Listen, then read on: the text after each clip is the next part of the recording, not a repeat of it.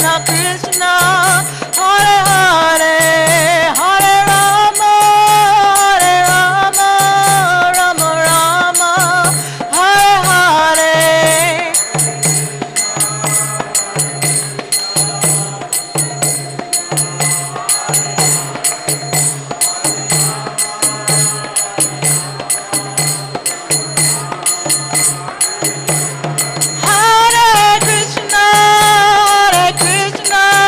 Krishna Krishna, Hare Hare, Hare Rama, Hare Rama, Rama Rama, Hare Hare.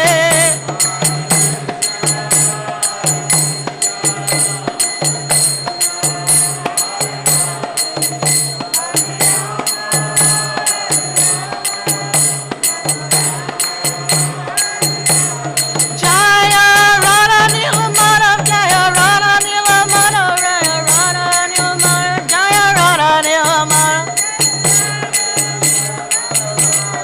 Nilamana Radha, Jaya Giri, Jaya Radha Giri Dari Radha, Giri Dari Radha.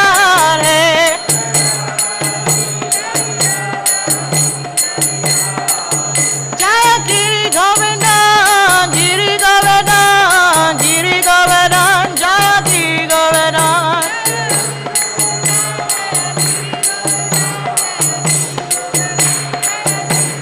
Jaya Nitai Chaitanya, Nitai Chaitanya Gaurari.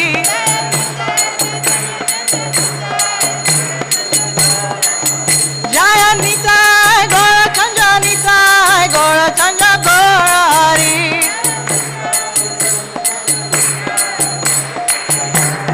Jaya Prabhupada, Prabhupada, Prabhupada, Jaya Jaya Prabhupada.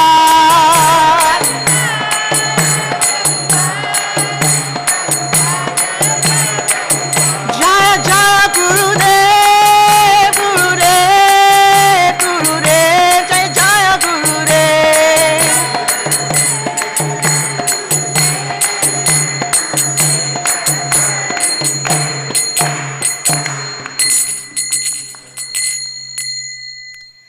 Jaya Om Vishnu Parahamsa Parivrikacharya Ashtatora Sata Shri A.C. Bhaktivedanta Swami Srila Prabhupada Ki Jai.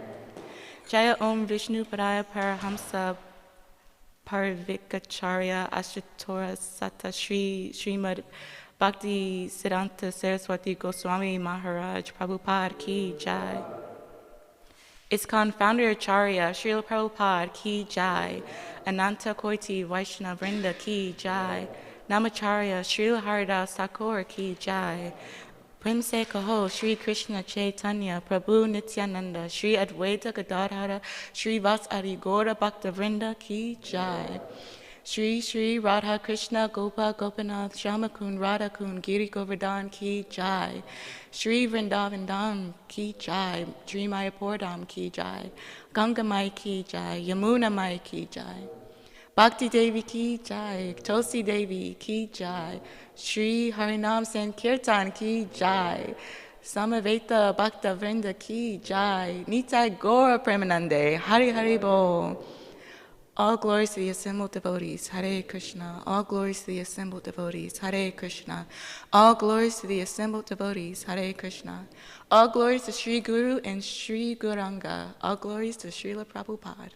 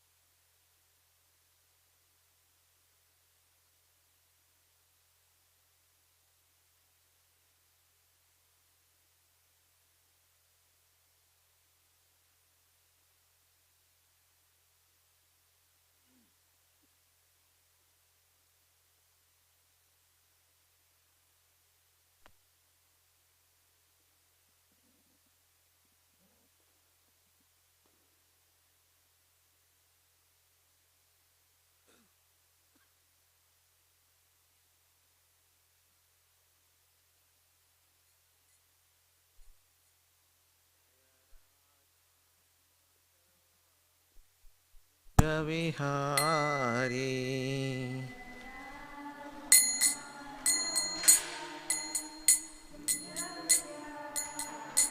Jaya Radha Madhava Kunja Vihari.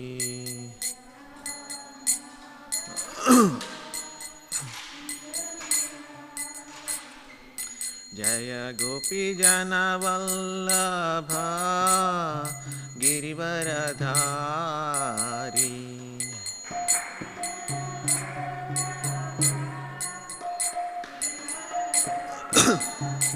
Jaya Gopi Jana Vallabha Girivaradhari.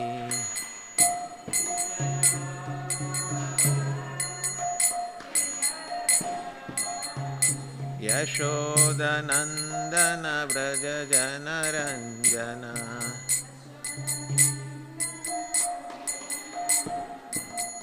Yashoda Nandana Vraja Jana Ranjana.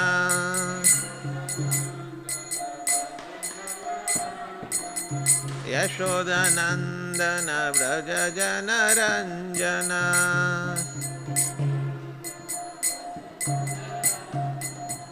Yamuna Tira Vanachari.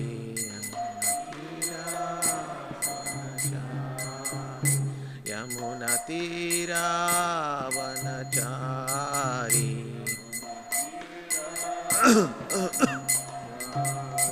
Jaya Radha Madhava Kunja Vihari.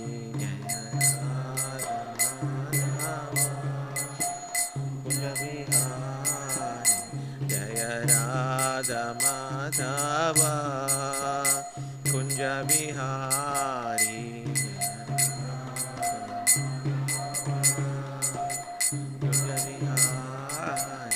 Jaya Gopi Jana Vallabha Girivaradhari. Jaya Gopi Jana Vallabha Girivaradhari. Jaya Gopi Jana Vallabha Girivaradhari. Jaya Gopi Jana Vallabha Girivaradhari. Yashoda Nandana Vraja Jana Ranjana. Yashoda Nandana Vraja Jana Ranjana. Yashoda Nandana Vraja Jana Ranjana.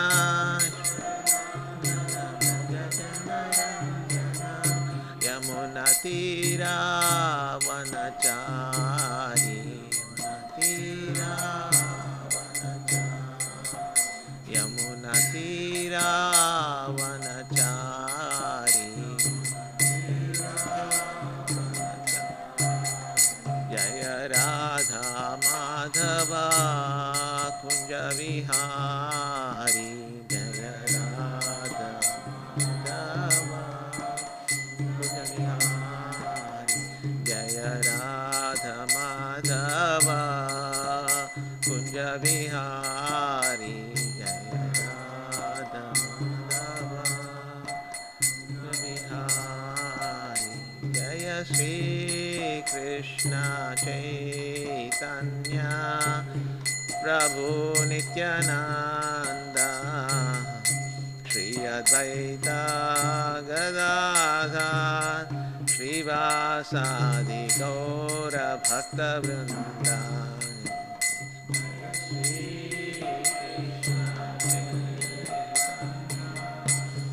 Prabhu Nityananda Shri Advaita Gadadhar Srivasadi Gaura Bhakta Vrinda.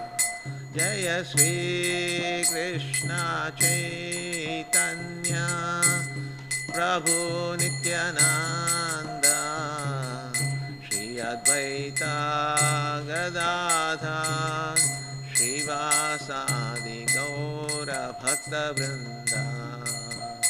Jaya Shri Krishna Chaitanya Prabhu Nityananda Shri Advaita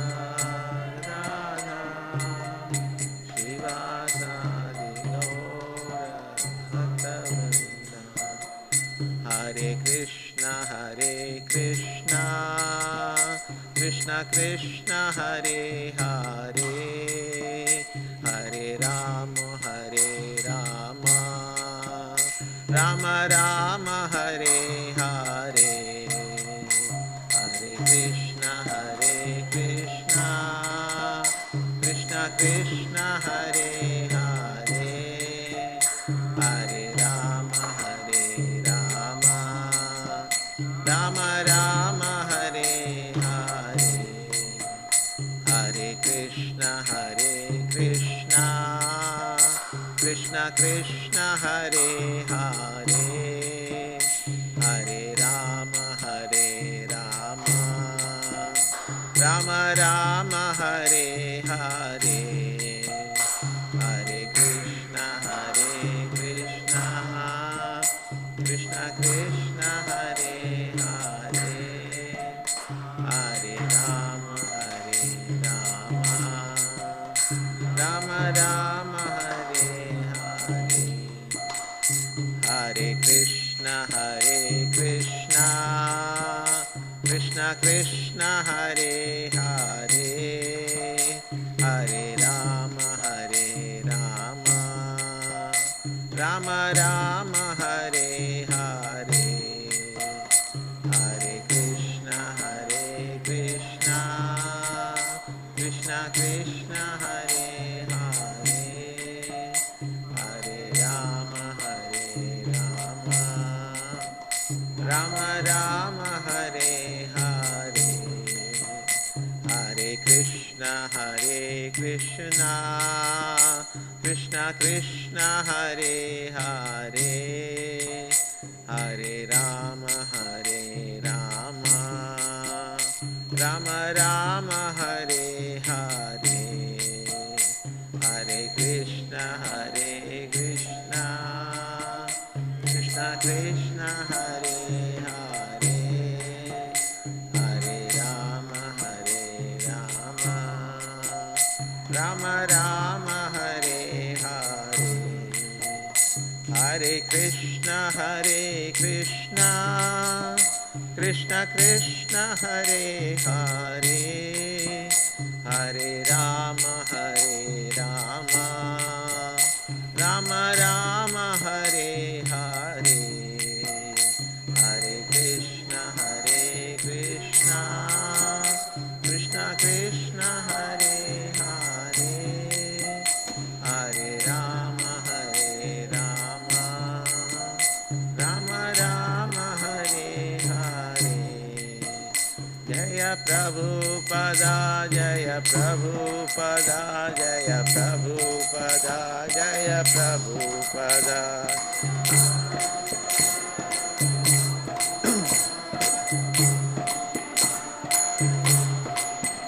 Jaya Prabhupada Jaya Prabhupada Jaya Prabhupada Jaya Prabhupada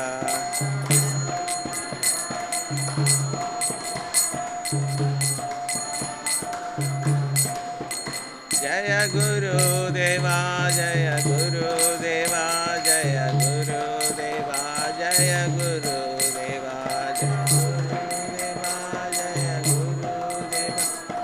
Guru Deva Jaya Guru Deva Srila Prabhupada ki jai Srila Gurudev ki jai Gaura Premanande Hari Hari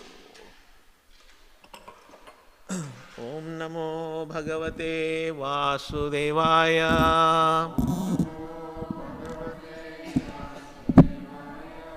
Om Namo Bhagavate Vasudevaya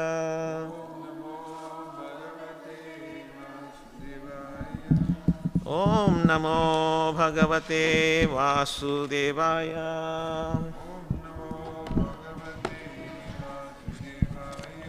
Narayanam Namaskritya Naram Chaiva Narottamam Devim Saraswatim Vyasam Tato Jayamudiraye Nashtaprayeshu Abhadreshu Nityam Bhagavata Sevaya Bhagavati Uttama Shloke Bhaktir Bhavati Naishtiki. We are welcome to Srimad Bhagavatam class this morning. We are reading from Canto 8, text chapter 12, titled Mohini Murti Bewilders Lord Shiva, and text 47. You're already there?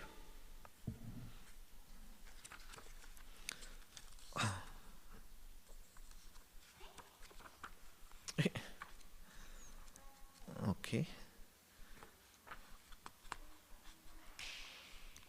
While we are getting the technical challenges worked out. So what is going on?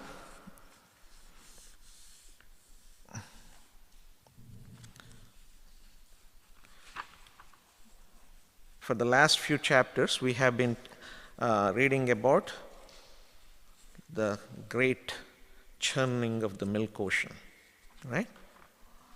And so the demons under the leadership of Bali Maharaj were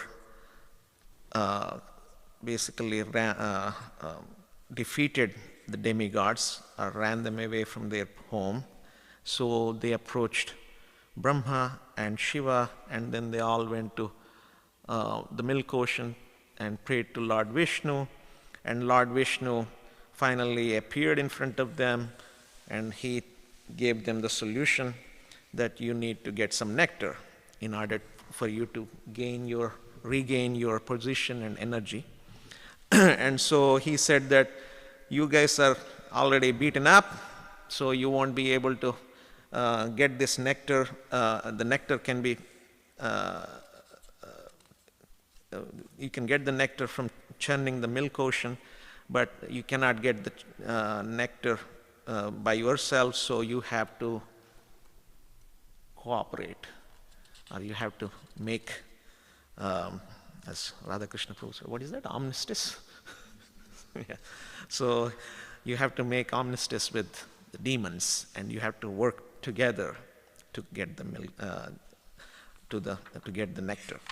And so they somehow went to Bali Maharaj and made him agree. And so they all came and they lifted the Mandara mountain, and they took it to, they were trying to take it to the ocean. Obviously they were not capable of. So then they have to again ask for help from Lord Vishnu. So Lord Vishnu said, okay. And he came with his Garuda, and he just lifted with one of his hands the entire Mandara mountain and put it on Garuda and took it to the ocean. And then they started churning using Vasuki, the great serpent, as the churning rod. And then again they fell short of it because they couldn't churn the ocean. They couldn't churn the Mandara mountain because it was too big, and they were getting crushed under it. And then again they had to pray. And then after that, who came? Again, Lord Vishnu came in the form of Kurma. Who is Kurma? What is Kurma? Is it fish? Turtle. So he came in the form of tortoise. And then he basically told them to use his back as the base for the churning, and so they finally were able to churn the milk ocean, and they got many things out of it. And they, per Vishnu's instructions, they shared some of them with the demons so that they can pacify the demons, and also not be too greedy. And then after that, the nectar came. Of course, before all these items, the poison came, and so then they had to go and ask what to do. And so Lord Vishnu directed them to Shiva, and Shiva, being the great devotee of the Lord, he took upon the task that was assigned to him, and drank the poison.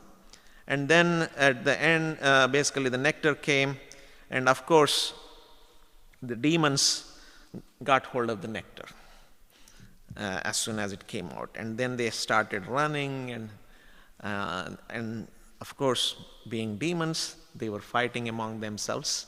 Even they could have just, once they got it, they could have just drank it. But it's a demoniac nature to fight, to not agree to agree to each other, right? So they fought. And then in the previous chapter and in this chapter, we were reading about how, again, the demigods again went to take shelter of the Lord. What to do? Crying. And then Lord Vishnu again said, okay, I have a solution. So he came in the form of the beautiful woman. What is her name? Mohini. So he doesn't know. So, all right, so he came in the form of this beautiful woman, Mohini. Of course, Krishna is all attractive by his own potency, so it's not difficult for him to create the most beautiful woman. And then as she started walking, just by her beauty, all these demons were kind of totally captivated. They lost the purpose of what they were trying to do. Even though they had the nectar part, they were like, basically, maybe we can have this young lady distribute the nectar for us. And of course, in the form of Mohini, Vishnu, Mohini says, I mean, you don't even know me. Who are you guys? I mean, where I'm from, what I'm here for. How can you trust? Oh, you're funny. I mean, you're kidding. So because they were totally captivated because of her beauty, and of course their lusty desires. Because as soon as they saw this beautiful woman, I mean, they completely went out of their senses. And so they said, they gave her the nectar pot, and they said, okay, we'll sit and you please distribute. So of course, in the form of Mohini, what did Vishnu do? He also asked the demigods to sit also. And these demons, they were so much captivated by the beauty of Mohini, they even forgot that they didn't wanted the demigods to be in the line. And so everybody sat. And of course, Mohini started distributing to who first? To the demigods. And they didn't object. The demons didn't object. They were still mesmerized with the beauty. And of course, in the last few verses, we read how Mohini distributed all, last chapter, two chapters ago, distributed all the nectar to the demigods and finished the nectar. Of course, at the end, these two demons kind of sneaked in because these are the only two demons. They realized what was going on. And so Lord Vishnu again took upon the task on himself to chop off their heads. And then there was a big fight that came upon between the demigods and demons. And with the new gained energy of the nectar, the demigods totally defeated the demons and got them out of there. And so in this chapter, we are reading about after this whole pastime of Mohini Murti, it spread to all the worlds. And everybody heard it, and even including Lord Shiva. And so he was like, what's going on here? I need to get on this topic. So he comes to Lord Vishnu, and he asks Lord Vishnu. Of course, first he offers great prayers to Lord Vishnu, and then he says, oh, I mean, you are the only one who can actually manifest all these kind of things, I mean, all these forms, and you are the Sarva Karana Karanam, you are basically the cause of everything, and beautiful prayers. And then he expresses his desire that I also want to get on this thing. I want to see your beautiful form of Mohini. And Vishnu is like, are you sure? Yes. Okay, so be it. So Vishnu appears as Mohini, and even though, of course, it is said that Lord Shiva is the what is it? Vaishnavanam Shambhu, right? He is the topmost Vaishnava. He is very well controlled in his senses. I mean, obviously, he is beyond this material world. It is said that he is actually kind of in between the material world and the spiritual world. So he is not in the within the potency of the material world. And his wife Bhavani, or Parvati, is herself is the personification of Maya. Right? It's the energy of is the external potency of Lord Krishna is manifested as Bhavani, as the wife of Lord Shiva. So he cannot be really under the influence of, he cannot use the same excuse that the demons and the demons had in terms of coming under the influence of the Mohini Murti. But by the potency of, by the internal potency of Lord Vishnu, of course, he wanted to bewilder Lord Shiva. So Lord Shiva also gets bewildered with the beauty of Lord Vishnu. Because it's said that even when Lord Shiva was meditating so seriously, once upon a time, I forgot the whole point, the story, but anyway, the demigods wanted to, or they wanted to kind of get him out of his meditation. I forgot what was the reason, but, and then, so they sent they tried many things, nothing worked. So then they sent Cupid. Cupid is the personification of, I guess, lusty desire, to evoke the lusty desire. So they sent Cupid to see if he can disturb Lord Shiva. But Lord Shiva was so pakka, so perfect in his meditation, in his control of his senses, he didn't even blink an eye. Of course, when he blinked his eye, he blinked his third eye to burn, to destroy Cupid, because he didn't like somebody disturbing his meditation, and especially trying to woo him into lusty desires. So he was so strict in that way. But in this case, because of the Lord's internal potency, he wanted to show that his potency is so superior. And also Lord Shiva also wanted to give that glorification to Lord, that the Lord's beauty and the potency are supermost. So he also came upon that bewilderment. And anyway, so he started running behind Mohini Murti and chasing around, and even it is described that even he went purposely, Mohini Murti actually went through all the different sages of hermitages of all the different sages, and so that the sages also see how it is the Lord's energy is so superior that even Lord Shiva can be bewildered.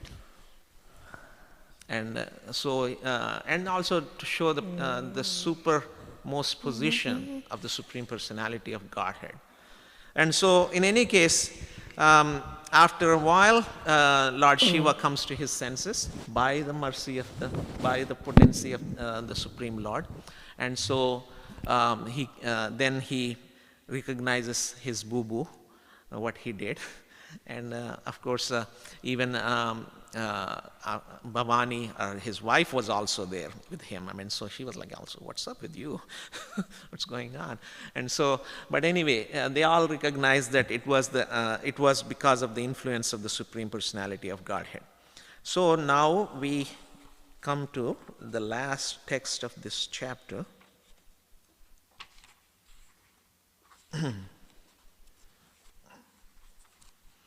It kind of summarizes this entire, the last 3-4 chapters, because I think the next chapter, this ends the churning of the milk ocean pastime. So,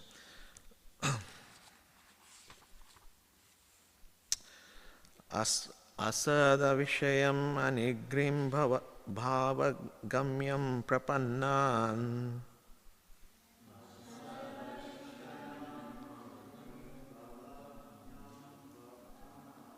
amrutam amaravaryan ashayat sindhu matyam.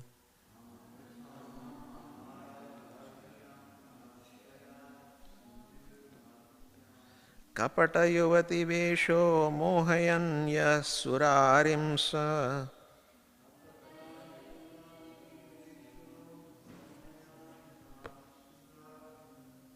tamaham upashrutanam kamapurnam natosmi.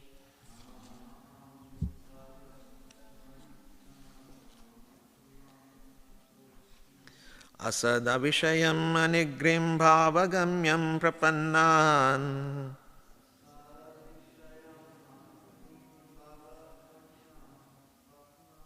amrutam amaravaryan ashayat sindhu matyam.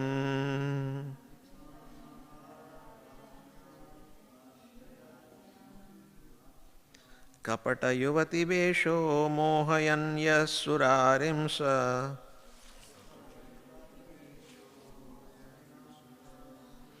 tamaham upashrutanam kamapuram natosmi. Asada vishayam anigrim bhavagamyam prapannan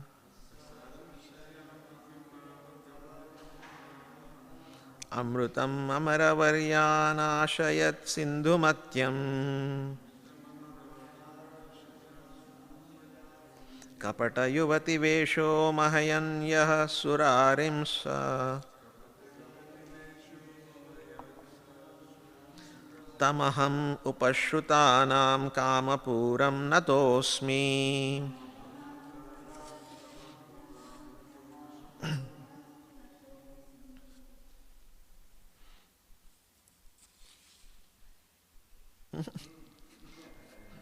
Okay, we'll do the translations. Asata Vishayam, not understood by atheists. Ungrim, unto the lotus feet of the Supreme Personality of Godhead. Bhavagamyam, understood by devotees. Prapannan, fully surrendered. Amrutam, the nectar. Amaravaryan, only unto the demigods. Ashayat, gave to drink. Sindhu Matyam, produced from the ocean of milk. Kapata Yuvati Veshaha, appearing as a false young girl. Mohayan, captivating.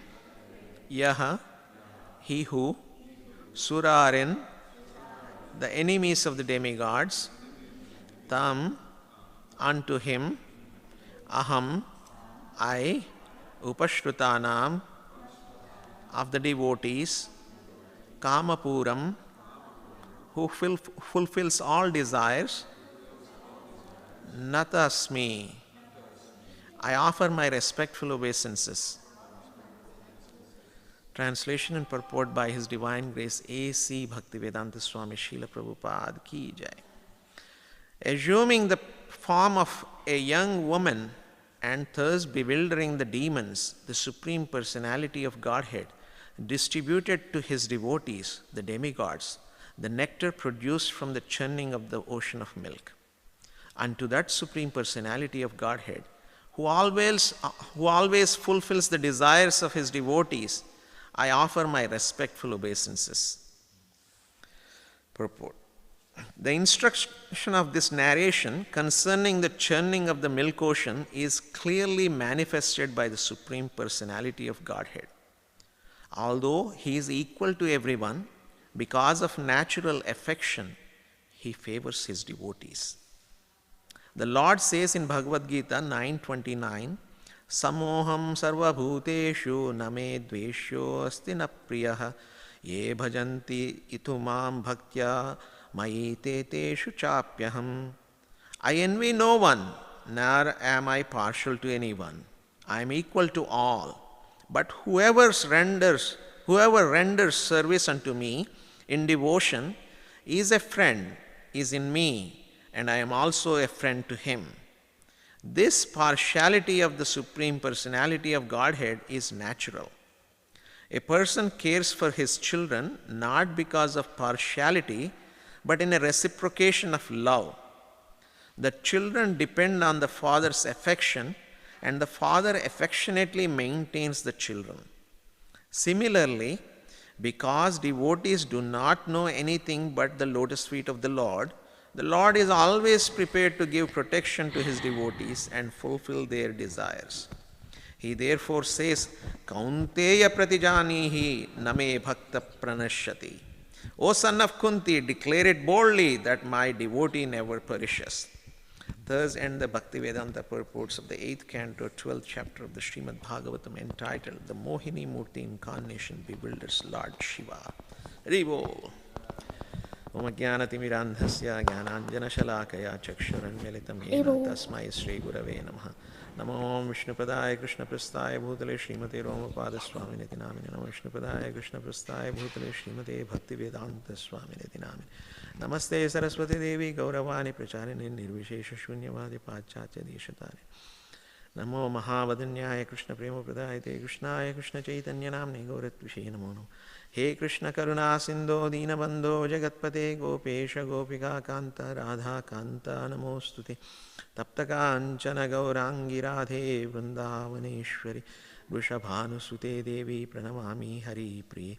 Jaya Sri Krishna Chaitanya Prabhu Nityananda Sri Advaita Gadadara Sri Vasadi Gaura Bhakta Vrinda.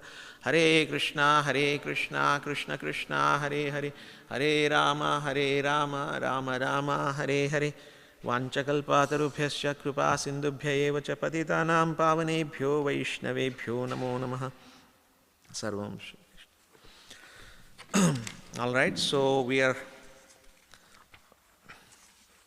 supposed to cover 46 and 47, but I'll read the text of 46. The endeavor one who constantly hears or describes this narration of the churning of the ocean of milk will never be fruitless. Indeed, chanting the glories of the Supreme Personality of Godhead is the only means to annihilate all sufferings in this material world. And in this one, assuming the form of a young woman and thus bewildering the demons, the Supreme Personality of Godhead distributed to his devotees, the demigods, the nectar produced from the churning of the ocean of milk. Unto that Supreme Personality of Godhead, who always fulfills the desires of his devotees, I offer my respectful obeisances. So, this last, 4 or 5 chapters of the churning of the milk ocean pastime is summarized in this text. And Srila Prabhupada actually in the purport summarizes this entire episode, the theme of this pastime as, what does he say? He favors his devotees, right? Because if you go through the entire pastime, how the demigods took shelter of the Lord, and the Lord constantly guided them and gave them not only how to get things done, but also every step of the way he was with them. I mean, either it is telling them that you have to go to the demons and do your diplomacy to get their help, or even when they were trying to lift the Mandara mountain, they couldn't lift, so he actually came and helped them. And then when they couldn't churn the Mandara mountain or the milk ocean, I mean, he became as Kurma and he offered them help as the base.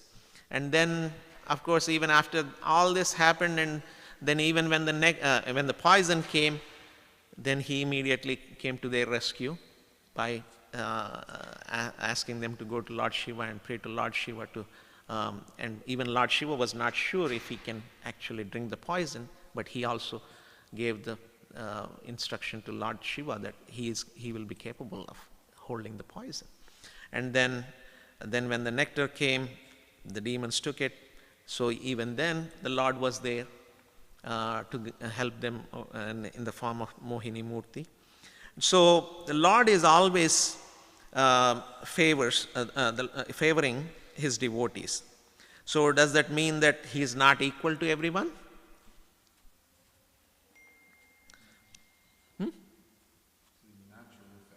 It's natural affection. That's what Srila Prabhupada, because of his natural affection, even though he is equal to everyone, he favors his devotees. Because it's Jai Shri Radha Nila Madhava ki Jai, Shri Radha Giridhari ki Jai, Shri Giriraj Govardhan ki Jai, Shri Nitai Gaurachand Nitai Chaitanya Chandra ki Jai, Srila Prabhupada ki Jai, Srila Gurudev ki Jai, Gaura Premanand, Hari Hari Bol.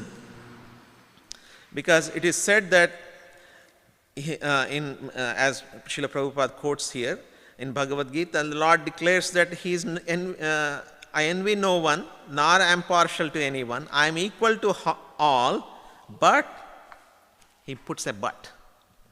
And what is the but? Whoever renders service unto me in devotion is a friend, is in me, and I am also a friend to him.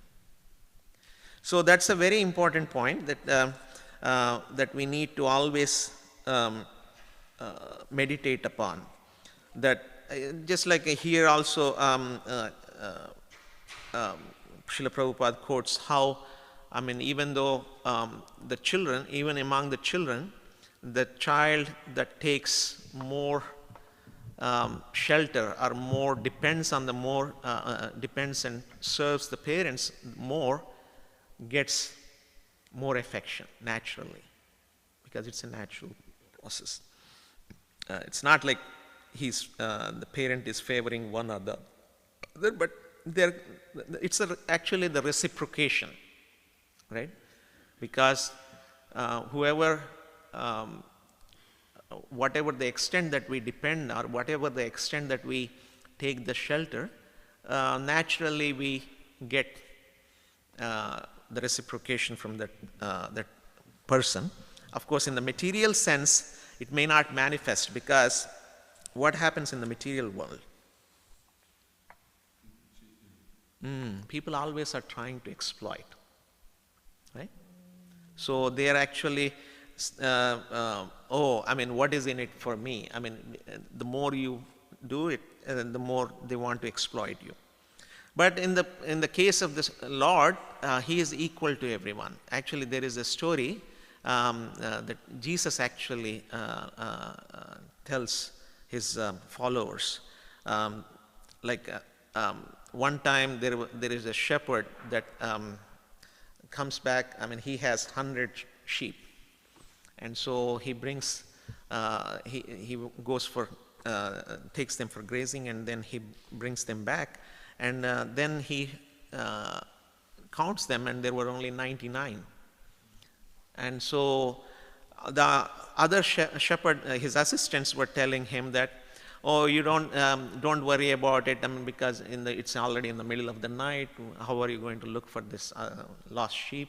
Because anyway, these 99 sheep, I mean, they're going to produce more sheep, and within few months you're going to get another sheep. I mean, it will become 100 or even more than that.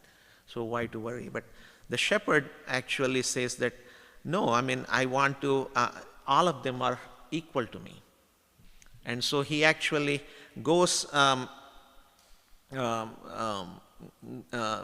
goes to find that sheep, and finds that sheep. So the moral of that story is the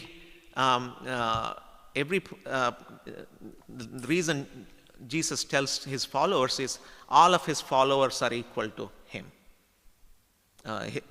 Everyone, and of course there is a relationship the Lord has with each of his devotees. So, and he reciprocates by serving them and by taking care of them. And just like in Bhagavad Gita, the Lord says, Eyatamam prapadyante. So however much we surrender and however much we render service to the Lord, he reciprocates to that extent, in the same fashion to us.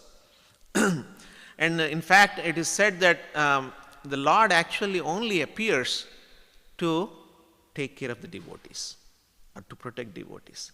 Right? In the Bhagavad Gita, what is that verse? Paritranaya sadhunam vinashaya cha dushkrutam dharma samsthapanardaya sambhavami yuge yuge. Lord Krishna says that he actually appears for three purposes. What are the three purposes? Protects the devotees. Vinashaya cha dushkrutam. He annihilates the miscreants or demons. And dharma samsthapanardaya, to establish religious principles. But our acharyas explain that, in fact, the Lord doesn't have to appear to annihilate the miscreants or to establish religion. I mean, he has so many potencies. I mean, he has his so many external potencies, so many ways he can actually accomplish the same thing. But our acharyas explain that the only reason the Lord appears is to protect and actually serve and take care of his devotees. And it is evident, if you go through all the different incarnations of the Lord, it is evident, like if in the case of when the Lord appeared as Matsya, what did he do? Who did he come to help? I think it was Satyavrata Muni, right? He came to help Satyavrata Muni because King Satyavrata. Yeah, sorry, I'm getting the other Satyavrata Muni, Damodarashtaka Satyavrata Muni. But King Satyavrata, so so that he can actually help from the deluge that was happening, and also, of course, he kills Hayagriva, right? The demon Hayagriva in the process. But then, in the case of when he appeared in the case, of course, Kurma, we just read. What did Kurma came? To help the demigods, to protect and take care of the demigods. And what else? The next one. Varaha. And what was the purpose Varaha came? To protect Mother Earth, to help take care of Mother Earth. And then, of course, Nrsimha, to protect Prahlad, right? And also to keep the word of Lord Brahma, because Lord Brahma gave a boon that was almost impossible for anybody else to. And Lord Brahma being his devotee, he didn't want his devotee's word to be not taken care of.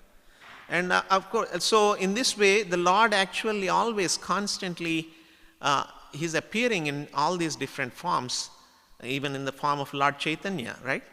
He came to take care of his devotees, to deliver the entire world with Krishna consciousness. Sorry? Mm-hmm. Yeah. So, And it is actually described in the Brihadaranyaka Upanishad. The Lord is glorified with the like two faults. Like when you in our scriptures there is it's called Vyajya Sutra or something like that, where a person can be glorified by finding faults. Don't try it. It's only recommended for the Supreme Lord. So what are the two faults that they identify in Brihadaranyaka Upanishad? One is Krishna cannot be, wherever Krishna is there cannot be any darkness. Because Krishna is self-effulgent, right? He is full of bliss and full of knowledge, and is basically, he is, I mean, Surya, sun or moon, everybody gets their effulgence or their light from Krishna. So Krishna cannot be in darkness. And the second one is, Krishna cannot refuse whoever, if someone takes shelter of him. He is Bhakta Vatsala. He is known as Bhakta Vatsala. What is Bhakta Vatsala means?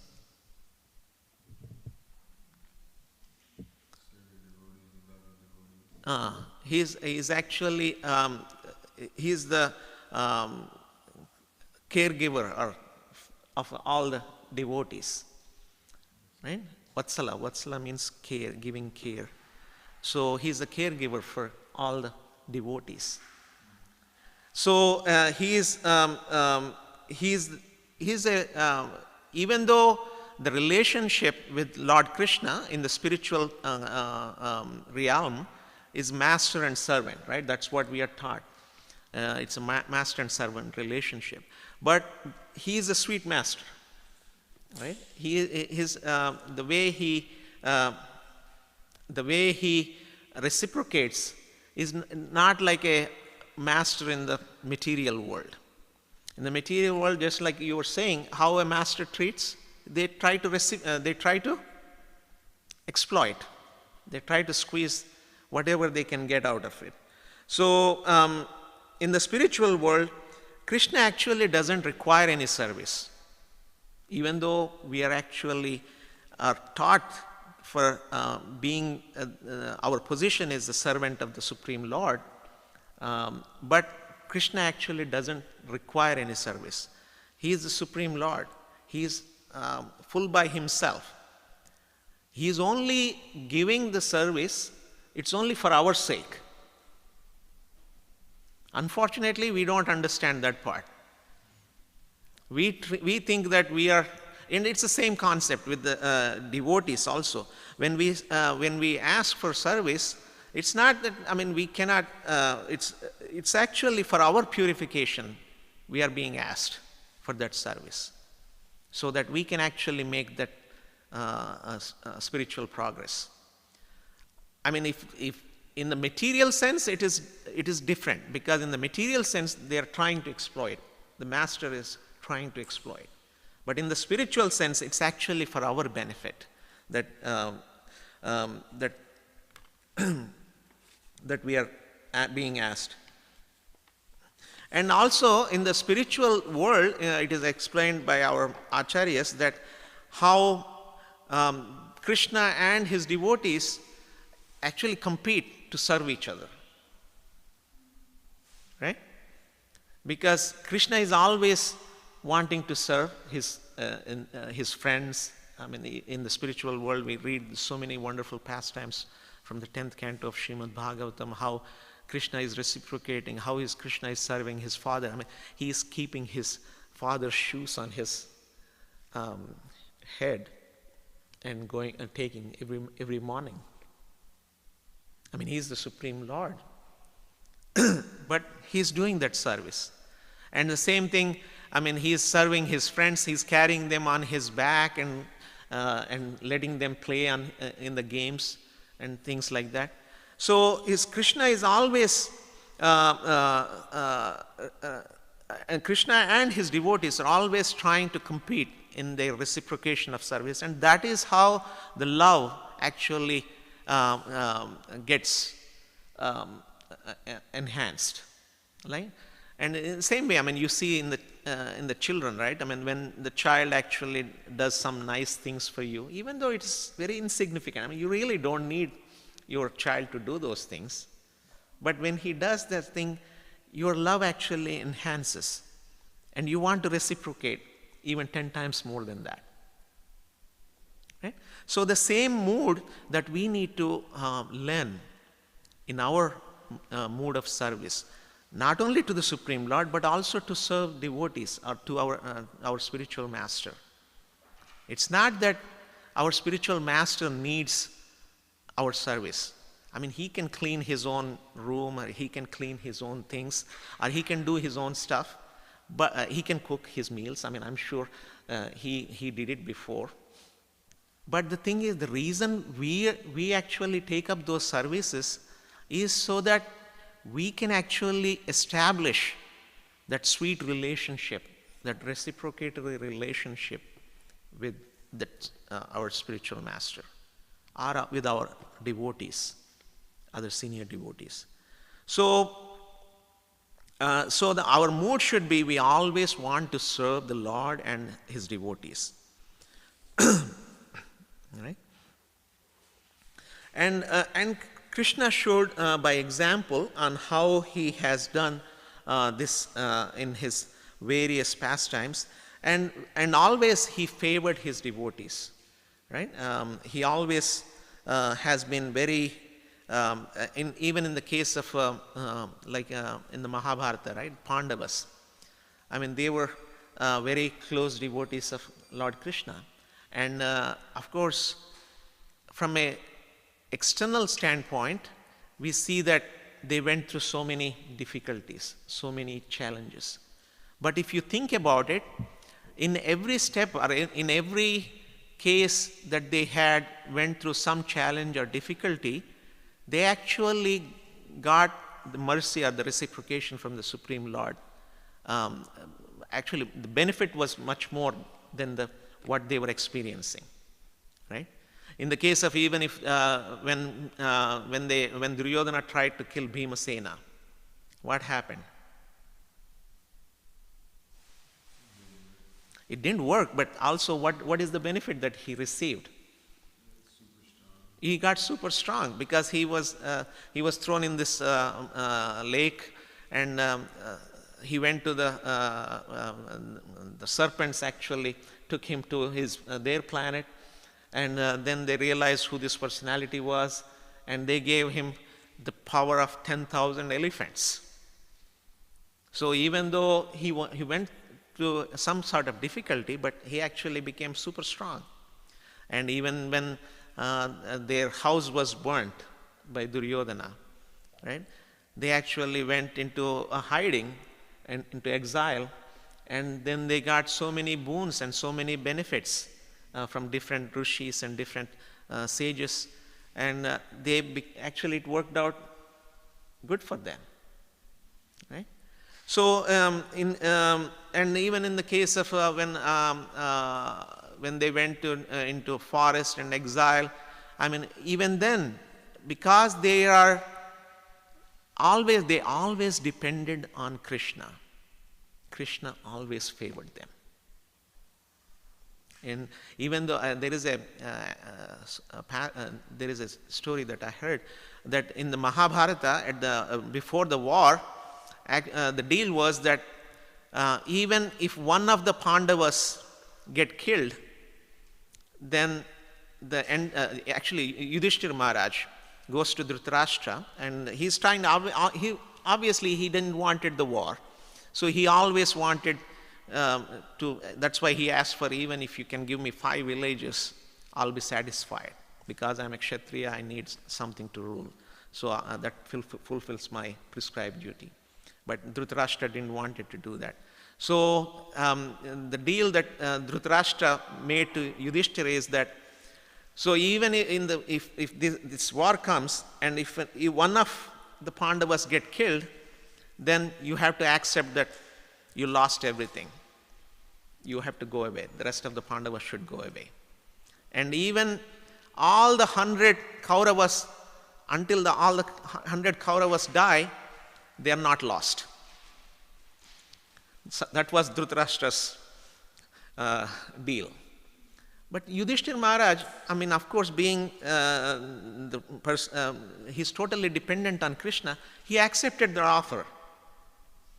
And when there are opportunities during the war, there were many opportunities, because that's what Dhritarashtra told. I mean, so they were trying to kill even the other Pandavas to see if anybody can be killed so that they can get the whole thing.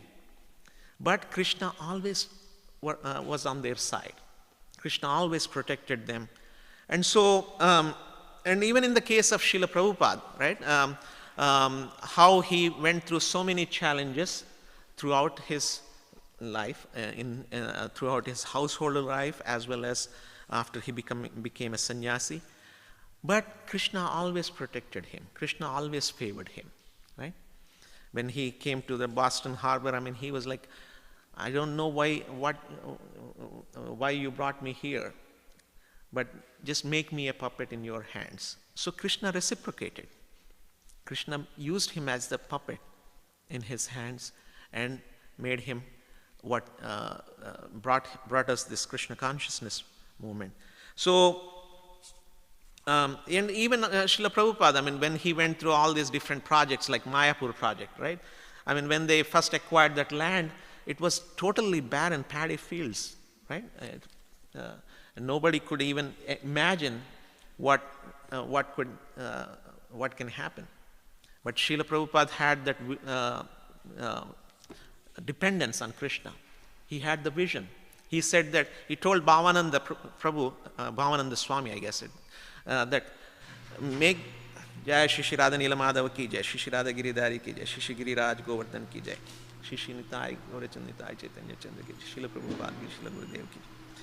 He told Bhavananda that I want this place to be a big city, this Mayapur to be a big city with tens of thousands of devotees staying here. 50,000 devotees actually, in fact, he says, which has become true. Bhavananda was like, oh, Prabhupada, I mean, that's going to be too much, because how is this going to happen? And he actually, Srila Prabhupada laughs and he says that, oh, because Bhavananda is always looking for money, how he can get money for this thing. But that's when Madhava, Radha Madhava deities were brought. So he said, we have Madhava here. Madhava is the husband of the goddess of fortune. So don't worry about money. Make it happen. So like that. So we have to always remember this point, that if we take complete shelter of Krishna, and if we and Guru and his devotees, and if we are in the mood of serving him, the Lord and his devotees, Krishna will reciprocate, and he will also show us the natural affection, just like he showed the demigods, just like he showed even Lord Shiva when he got bewildered. Only because of the affection that Lord Vishnu had, he was able to get out of that bewilderment. Right? Any final thoughts, suggestions, questions, comments? Yes.